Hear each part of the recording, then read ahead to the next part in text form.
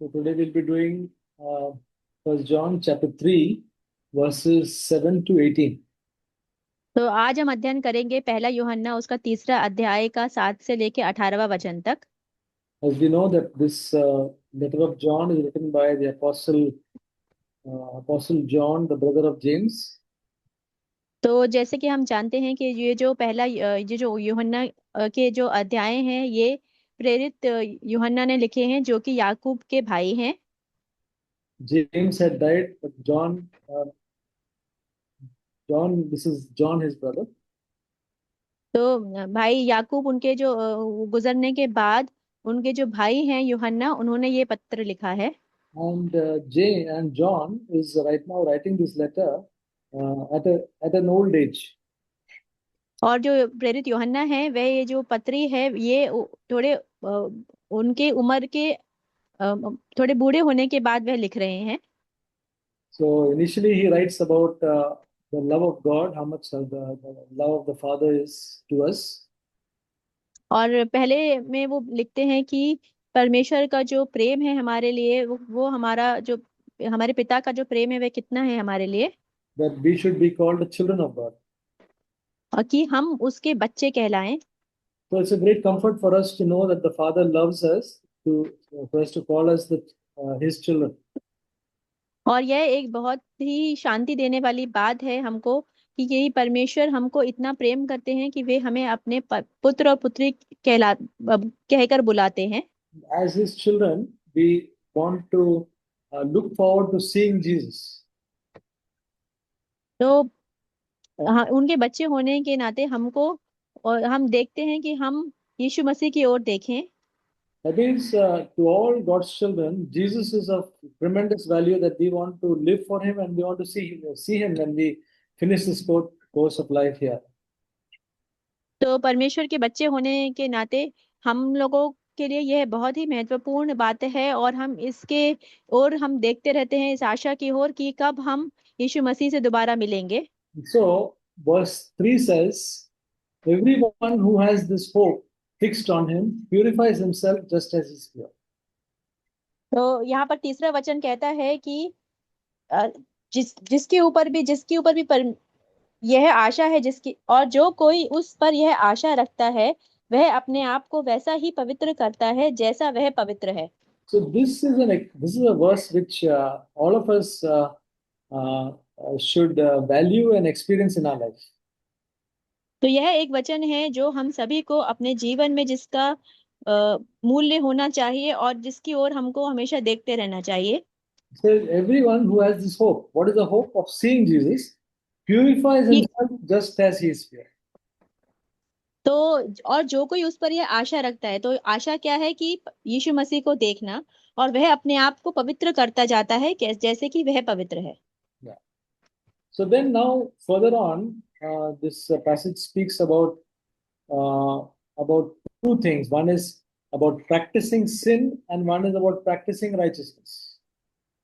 तो आगे की ओर यह वचन कहते हैं कि दो बातों को बताते हैं कि एक तो पाप करते जाना और दूसरा है कि अ, धार्मिकता धार्मिकता की ओर बढ़ते जाना। Yeah, and it also speaks about being children of God and being children of the devil. और ये यहाँ पर परमेश्वर के बच्चे और ये शैतान के बच्चे इन दोनों के बारे में भी बताता है।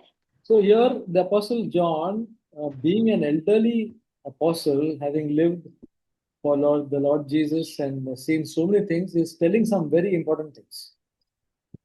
तो यहाँ पर प्रेरित यूहन्ना जो है वे एक बहुत ही समझदार और अपनी उम्र के आगे की ओर के जो व्यक्ति हैं वे उन्होंने बहुत कुछ अपने जीवन में सीख ली हैं और वह इसीलिए अपने उन सीखों के बाद हमको कुछ बता रहे हैं।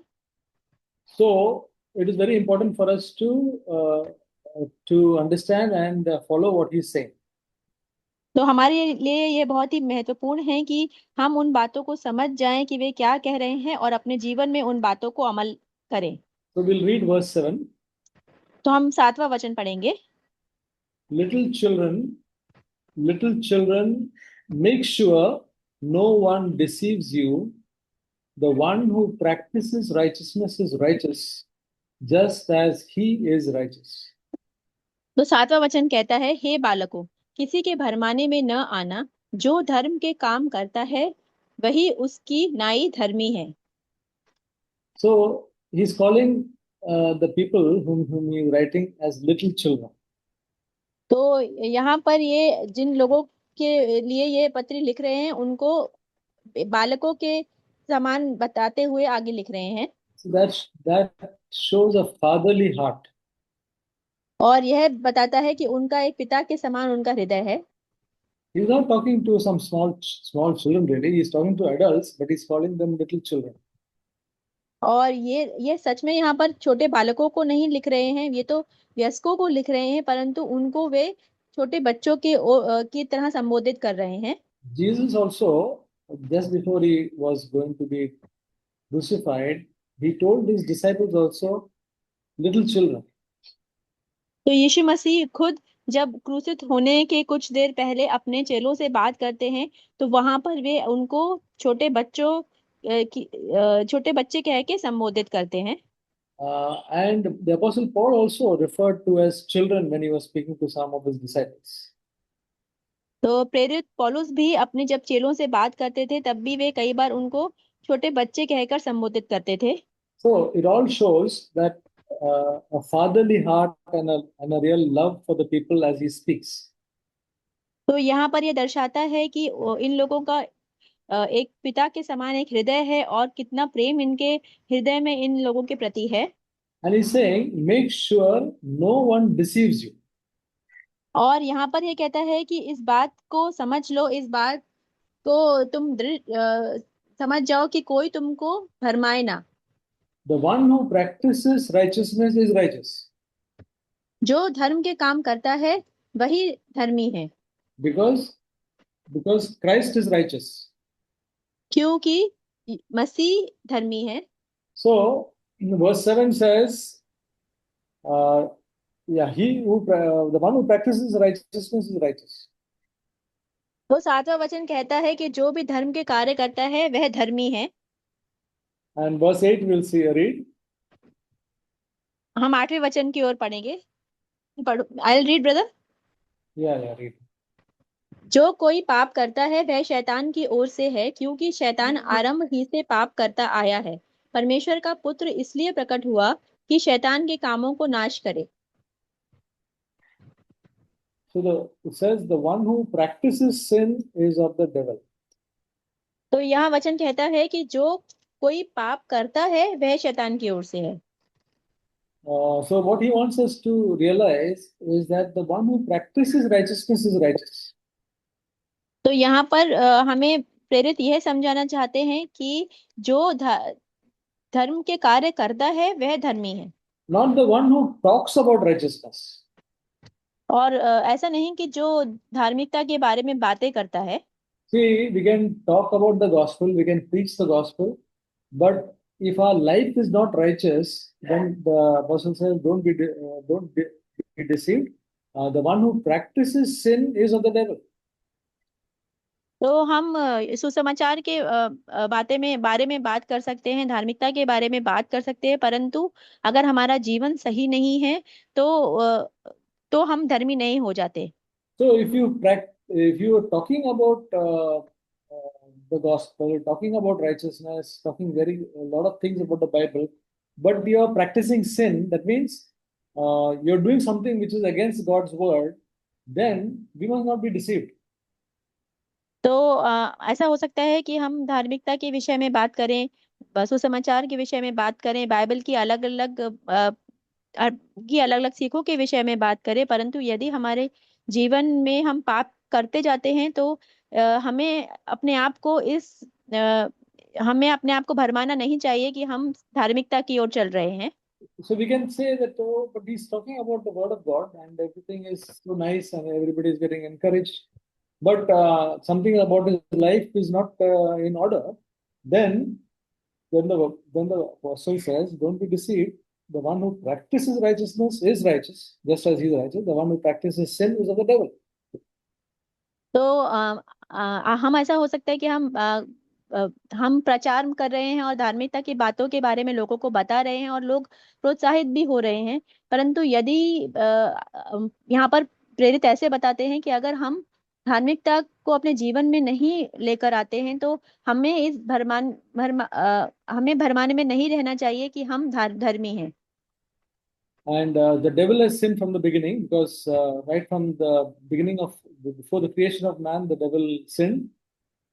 और हम जो शैतान है वह शुरुआत से ही पाप करता जाता है, जैसे कि बाइबल में लिखा है। And the Son of God has appeared for this purpose to destroy the works of the devil. और परमेश्वर के पुत्र का आगमन इसीलिए हुआ कि वह जो शैतान है उसके जो कार्य हैं उसको नाश कर दे। So the devil comes to cause lot of destruction in our lives. तो जो शैतान है वह हमारे जीवन में बहुत सारी चीजों को नाश करने के लिए आता है। The Bible says the thief comes to steal, kill, and destroy. तो बाइबल कहती है कि जो चोर है वह आता है कि वह चुराए और मारे और नाश करे। So the devil comes, whenever the devil comes, he wants to create destruction in our life. तो जब भी शैतान आता है और हमारे जीवन में आना चाहता है तो वह हमारे जीवन में नाश के लिए ही आता है। He will put enmity between us and our brother or our husband and wife and maybe children and so on, and just to create destruction in our life. तो वह हमारे बीच में और हमारे भाइयों बहनों के बीच में, कई बार हम पति पत्नी के बीच में, कई बार माता पिता और पुत्र और बच्चों के बीच में दुश्मनी लेकर भी आता है। So Jesus has come because we are helpless. We cannot fight the devil by our own strength. तो यीशु मसीह आए क्योंकि हम बिल्कुल बेसहारा हैं और हम ये शैतान को अपने खुद की शक्ति से लड़ नहीं सकते। So the devil tries to destroy people by especially through the sexual route. तो जो बाइबल ऐसा भी कहती है कि जो शैतान है वह लोगों का नाश करता है, खास कर कि यौन और लैंगिक तरीकों से। Yeah, because this is a very strong temptation for human beings, and he uses that to destroy people's lives. क्योंकि यह जो लैंगिक या चीजें हैं, यह बहुत बड़ी एक लोगों के लिए टेम्पटे बहुत बड़ी एक जगह है जहां पर लोग गिरते हैं। इसीलिए वह शैतान इसका इस्तेमाल करता है कि हमारे जीवनों को नाश करे। That's why we find fornication taking place, adultery taking place, और इसीलिए हम देखते हैं कि व्यभिचार और ऐसी चीजें बहुत बढ़ती जा रही हैं। which which destroys our lives. और ये चीजें हमारे जीवन को पूरी तरह से नाश कर देती हैं। And then people go into divorces, और इसके बाद जो लोग हैं वे तलाक की ओर बढ़ते हैं। and the problem becomes more and more complicated. और जो समस्या है वह और गंभीर होती जाती है। So the devil uses all these things, so many other things to destroy people's lives. तो जो शैतान है वह ऐसी चीजें और भी बहुत सारी चीजें हैं जिसका इस्तेमाल करके लोगों को नाश करता है। And we cannot handle him by our strength. और हम शैतान को अपनी खुद की शक्ति से हरा नहीं सकते। But Jesus has come to destroy his works परंतु यीशु मसीह का आगमन हुआ कि वह उसके कामों का नाश करे, so that our lives can be protected. ताकि जो हमारा जीवन है वह बचाया जा सके। We read Hebrews chapter 2, verse 14. हम पढ़ेंगे इब्रानियों के दूसरे अध्याय के 14वां वचन में। Hebrews 2:14 says, therefore, since children share in flesh and blood, he himself likewise partook of the same, that through death he might render powerless him who had the power of death, that is the devil. तो इब्रानियों के दूसरे अध्याय का 14वां वचन कहता है, इसलिए जबकि लड़के मांस और लहू के भागी हैं तो वह आप भी उनके समान उनका सहभागी हो गया, ताकि मृत्यु के द्वारा उसे जिसे मृत्यु पर शक्ति मिली थी अर्थात शैतान को निकम्मा कर दे। So Jesus has rendered that Satan powerless because of his death His coming to this earth and dying for us, he has made the devil's power powerless. तो यीशु मसीह ने शैतान को पूरी तरह से हरा दिया है और उसकी जो शक्ति है उसको पूरी तरह से नाश कर दिया है, अपने इस संसार में आकर, और अ, लोगों के लिए अपने अपनी जान को देकर उसको शैतान की शक्ति को पूरी तरह से नाश कर दिया है। So we are so much privileged that Christ has won the victory for us. तो ये हमारे लिए कितनी सौभाग्य की बात है कि मसीह ने हमारे लिए जो जीत है उसको जीत लिया है। None of us need to be afraid of the devil. और हम में से किसी को भी शैतान से डरने की आवश्यकता नहीं है, Because his power cannot work in our life. क्योंकि उसका जो सामर्थ्य है, शैतान का सामर्थ्य हमारे जीवन में कार्य नहीं कर सकता As long as we trust in Jesus, जब तक कि हम मसीह पर, यीशु मसीह पर अपना भरोसा रखें। all of us should have that confidence that that the devil will run away from us. और हम सभी को यह हियाव होना चाहिए कि जो शैतान है वह हमसे भाग जाएगा। Yeah, that should be wherever we go, the devil should be running away from that place. और यही हमारा हमारा विश्वास होना चाहिए कि जहां पर भी हम जाएं, जो शैतान है वह हमसे हमेशा भाग जाए। And we should be people who, by God's grace, will set people who are captive by the devil free. Set the people who are caught by David, brother. We should be people who help people to be set free from the captivity of the devil. और हम ऐसे भाई बहन होने चाहिए कि हम ऐसे लोगों की मदद करें जो कि शैतान के चंगुल में फंसे हुए हैं, कि उनको हम उस चंगुल से बाहर निकाल पाए। So many people are under the captivity of the devil. और इतने सारे लोग हैं जो कि शैतान के जाल में अभी तक फंसे हुए हैं। But for that, we should not, the devil should not have power over us. और शैतान का हमारे जीवन में कोई सामर्थ्य नहीं होना चाहिए। Then we can set people free. और तभी हम लोगों को आजाद कर सकते हैं। We'll read verse 9. हम 9वां वचन पढ़ेंगे। No one who is born of God practices sin because his seed abides in him, and he cannot sin because he is born of God.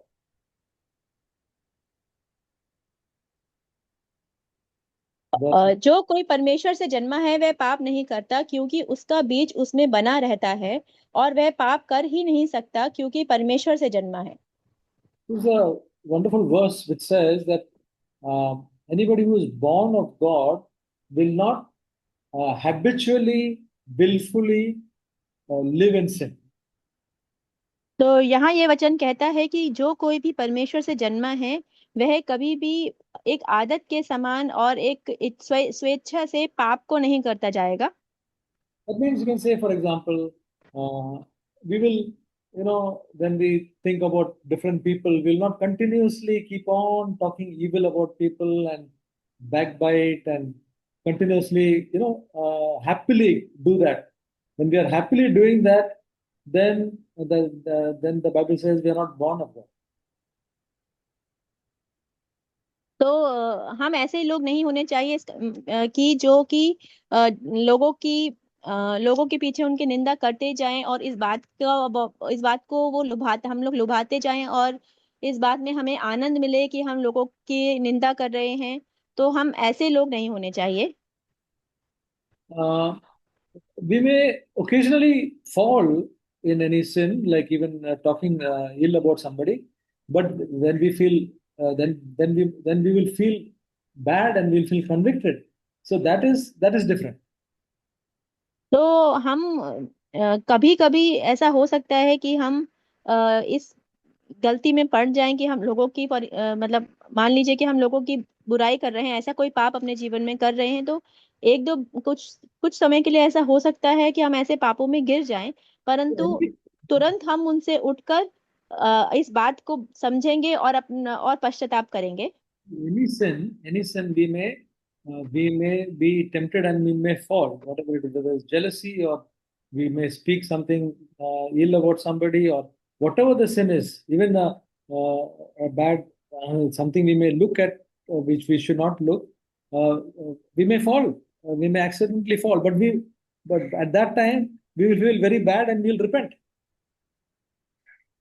तो यहाँ पर कोई भी पाप हो सकता है, जैसे आप मान लीजिए कि दूसरों के प्रति जलन रखना, या फिर अपने मन में कुछ कड़वाहट रखना। तो ऐसे सब पाप, या फिर जिन चीजों को नहीं देखना चाहिए वैसी चीजों को देखना, ऐसे सब कुछ पाप हैं जो हम जिनमें पढ़ सकते हैं, परंतु हम उसमें पड़े ही नहीं रहेंगे। हम जैसे ही हमें इस बात का एहसास होगा, हम जल्दी से उन पापों से फेर लेंगे।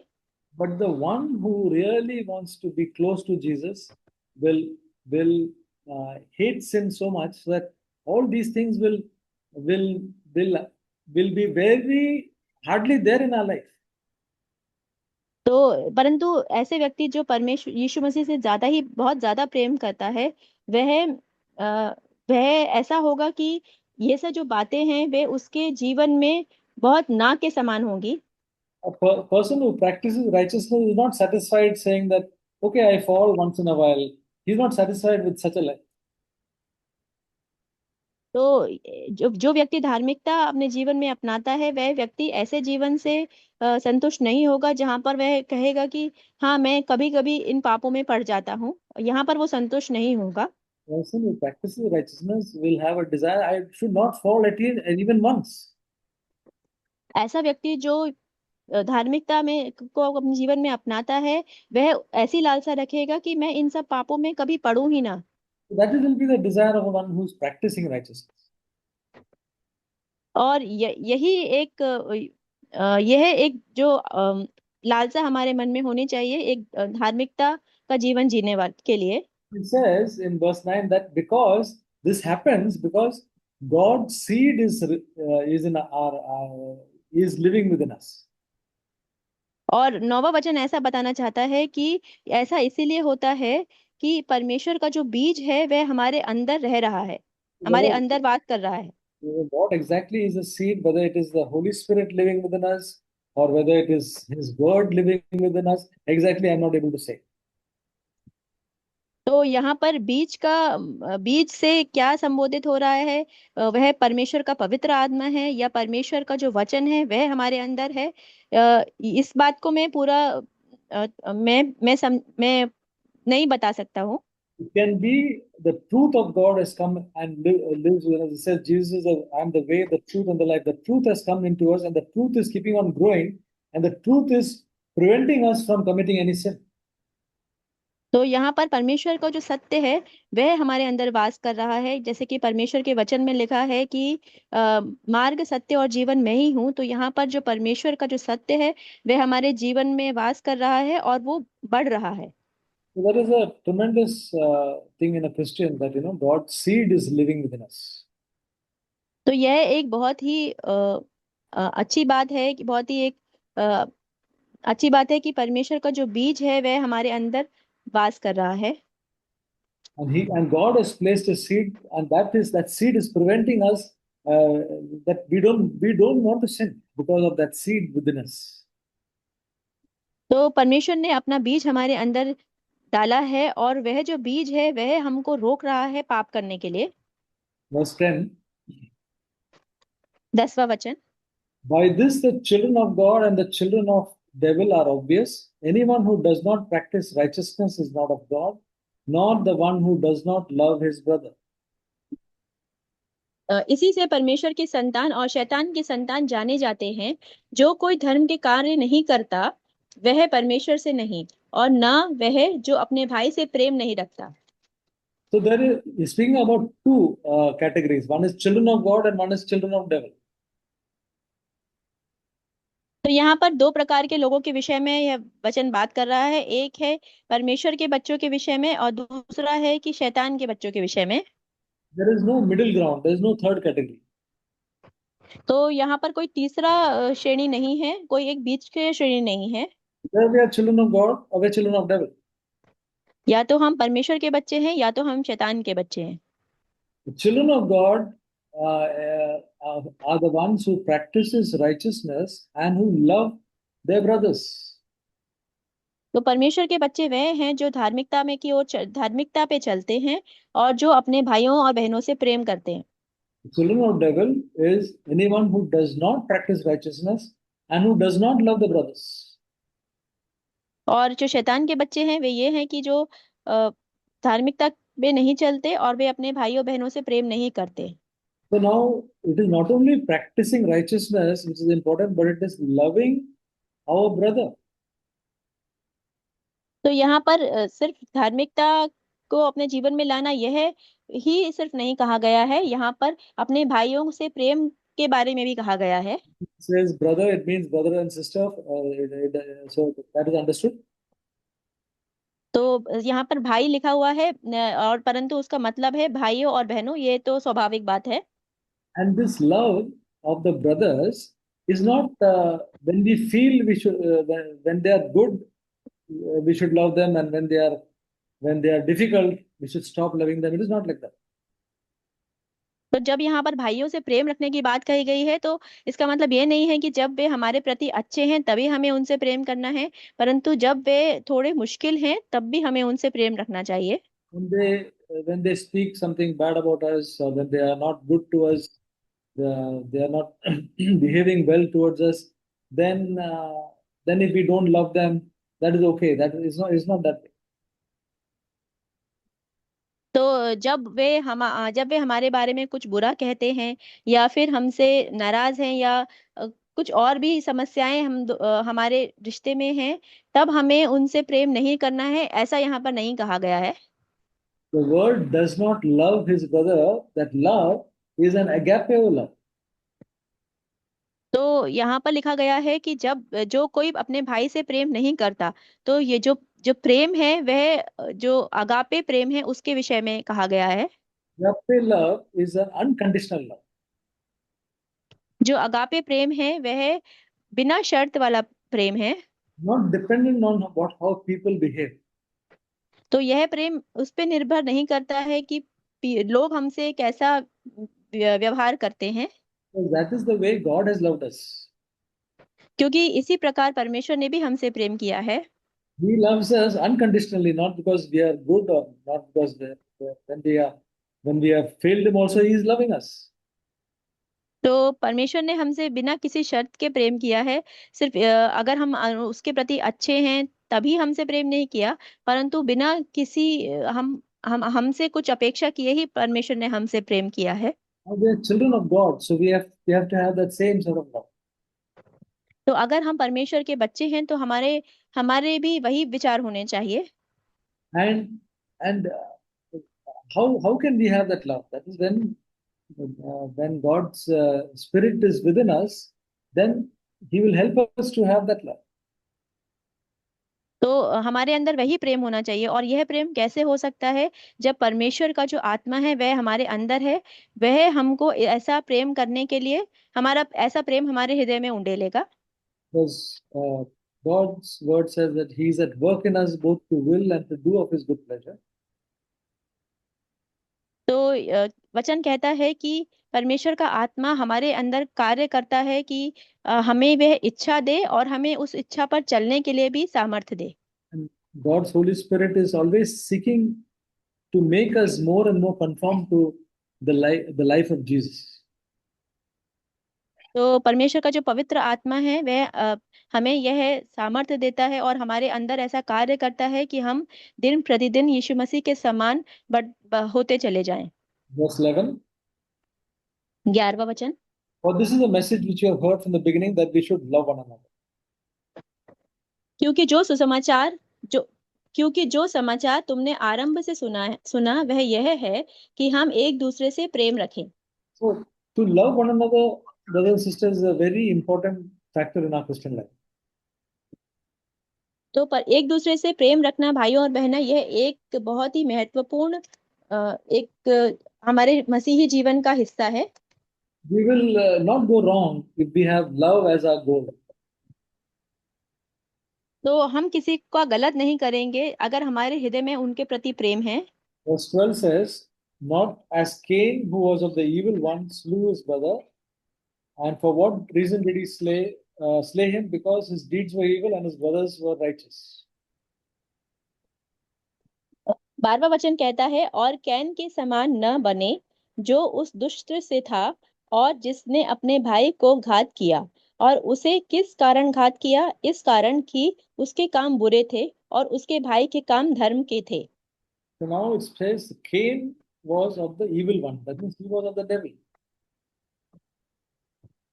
तो यहाँ पर वचन कहता है कि जो कैन है वह शैतान की ओर से था, Because he slew his brother who was a good person. क्योंकि अब उसने अपने भाई का घात किया जो कि एक धर्मी व्यक्ति था। So Cain did it out of envy and jealousy.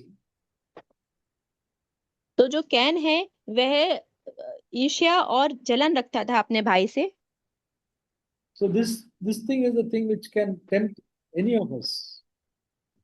तो यह एक हिस्सा है जहां पर वह हम सभी लोगों को इससे हम प्रभावित हो सकते हैं, लुभावना हमें होगी। Maybe in the home itself, there may be jealousy of between the children or jealousy between husband and wife, etc. तो ऐसा घर में हो सकता है कि बच्चों के बीच में जलन की भावना हो, या फिर पति और पत्नी पत्नी के बीच में जलन और या ईर्ष्या हो।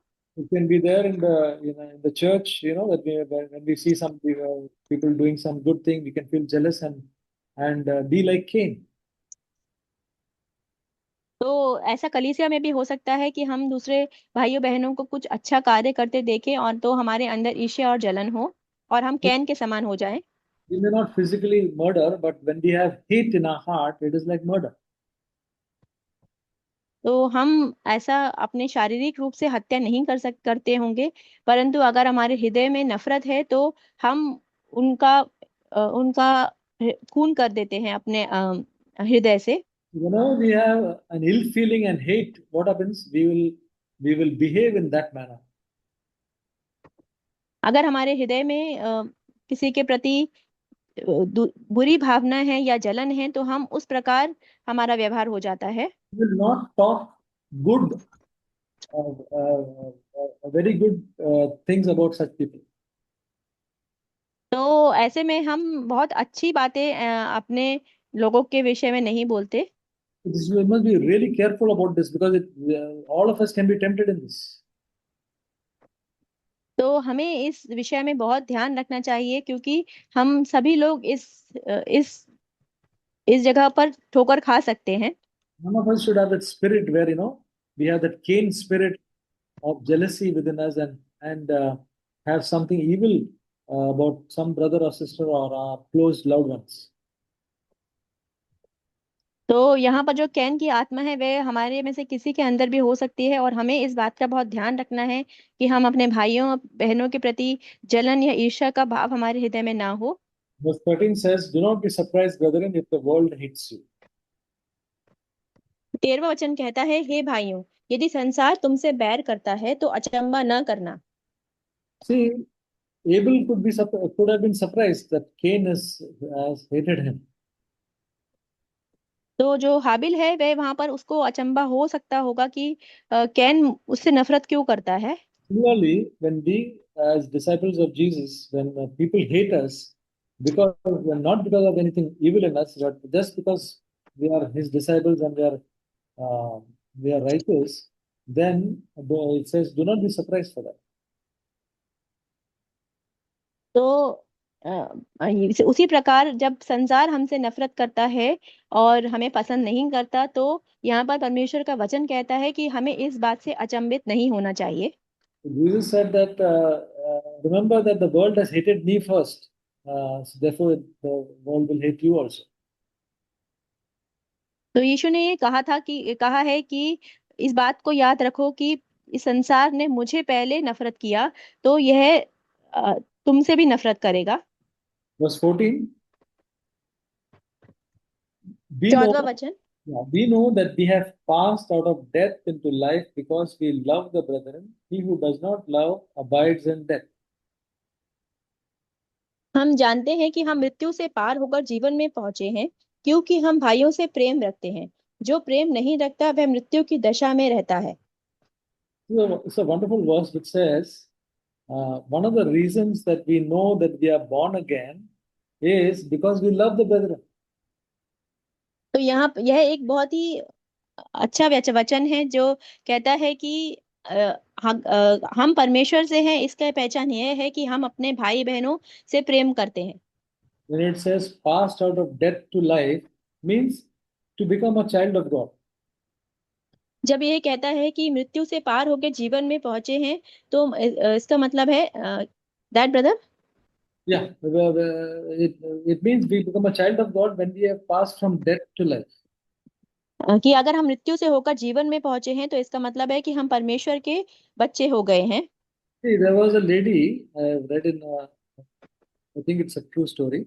And there was a lady who was seeking God and very sincere lady, but she was not sure of salvation or being a child of God. तो यहाँ पे एक कहानी बताऊंगा जो सत्य है कि एक स्त्री थी जिसको इस बात का पूरा हियाब नहीं था कि वह परमेश्वर की ओर जा रही है या नहीं। So she is always come in the meetings, she's seeking God and all that, but she's not having an assurance of salvation. तो वह सभाओं में तो आती थी, परंतु उसको इस बात का पूरा सांत्वना नहीं था कि वह उसको नया जन्म प्राप्त हुआ है। So one day she went and told one of the leaders, saying that, see, I want to follow God, but after so long, I'm not able to uh, be sure that I'm a child of God. तो वह अगुओं के पास गई और उसने बताया कि मैं इतने समय से यह प्रयास कर रही हूँ कि मैं परमेश्वर को अपने जीवन में अमल करूं, परंतु इस बात का मुझे अभी तक पूरा समझ में नहीं आया है, इस बात का पूरा विश्वास नहीं हुआ है कि मैं सच में परमेश्वर की ओर चल रही हूँ क्या। So one of those elders or leaders said, asked some questions, and one of them was that when you come for the meetings, what do you think of the brothers and sisters here? How do you find them? How do you think about them? तो उन जो अगुए हैं उन्होंने उस स्त्री से कुछ प्रश्न पूछे, और उनमें से एक प्रश्न यह था कि जब आप सभाओं में आती हो, तो आप जो भाइयों और बहनें हैं उनके विषय में आप क्या भाव रखते हैं। So she said, "Oh, I really love them. They are the only people that I think of, and I love them so much." तो उस स्त्री का जवाब था कि मैं तो उनसे बहुत प्रेम करती हूँ, और यही तो एक बात है जिसको मैं सोचते हुए आती हूँ, और मैं सच में उनसे बहुत प्रेम करती हूँ। And those elders, they pointed out this verse. We know that we have passed out of death into life because we love the brethren. तब उनमें से एक अगुए ने यह उससे वचन बांटा कि हम जानते हैं कि हम मृत्यु से होकर जीवन में पहुंचे हैं क्योंकि हम भाइयों से प्रेम करते हैं। And then she was so happy. She got the assurance of salvation. और तब वह इतनी प्रसन्न हुई और उसको इस बात का पूरा विश्वास हो गया उसका उद्धार हुआ है। Brothers and sisters, what about us? Do we have that same, when we think of the brothers and sisters in Christ, do we have that same love? तो भाइयों और बहनों, हमारे विषय में क्या, जब हम भाइयों और बहनों के विषय में सोचते हैं, तो क्या हमारे हृदय में वही प्रेम आता है। So it says, if we have that, then we have passed from death to life. और वचन कहता है कि वह प्रेम हमारे अंदर होता है जब हम मृत्यु में से होकर जीवन की ओर पहुंचते हैं। But he who does not love abides in death. परंतु जो कोई प्रेम में बना नहीं रहता, वह नाश नाश नाश की ओर जाता है। Verse 15 says, everyone who hates his brother is a murderer, and you know that no murderer has eternal life abiding in him. 15वां वचन कहता है, जो कोई अपने भाई से बैर रखता है वह हत्यारा है, और तुम जानते हो कि किसी हत्यारे में अनंत जीवन नहीं रहता। So we may not physically harm people, but if there is a hate, then it is counted as murder. और हम किसी को शारीरिक रूप से घात नहीं करते होंगे, परंतु अगर हमारे हृदय में उनके प्रति बैर है, तो वह बैर एक हत्या के समान है। So there should not be a single person that we have a hatred for in our life. तो ऐसा एक भी व्यक्ति नहीं होना चाहिए जिसके लिए हमारे हृदय में नफरत हो। That is as a born again Christian, hatred should be not even a single person who, even if he has done any amount, should not have a hatred, because then the eternal life does not abide. It's तो एक सच्चा मसीही होने के नाते, नया जीवन पाया हुआ मसीही होने के नाते, हमारे जीवन में एक ऐसा कोई भी व्यक्ति नहीं होना चाहिए जिसके प्रति हमारे हृदय में कड़वाहट हो या नफरत हो। I trust in by God's grace that none of us will have hatred, even a little bit hatred towards somebody because of anything they have done. Because by God's grace we can be overcomers. तो मैं ऐसा विश्वास करता हूँ भाइयों और बहनों की हम में से किसी भी के भी हृदय में किसी के प्रति कोई नफरत का भाव नहीं होगा। भले ही लोगों ने हमारे प्रति कुछ गलत भी किया होगा, परंतु परमेश्वर के अनुग्रह के द्वारा हम उस नफरत से को प्रेम के द्वारा भर सकते हैं। We will end here and we'll from verse 16 to 24 we'll do it next time.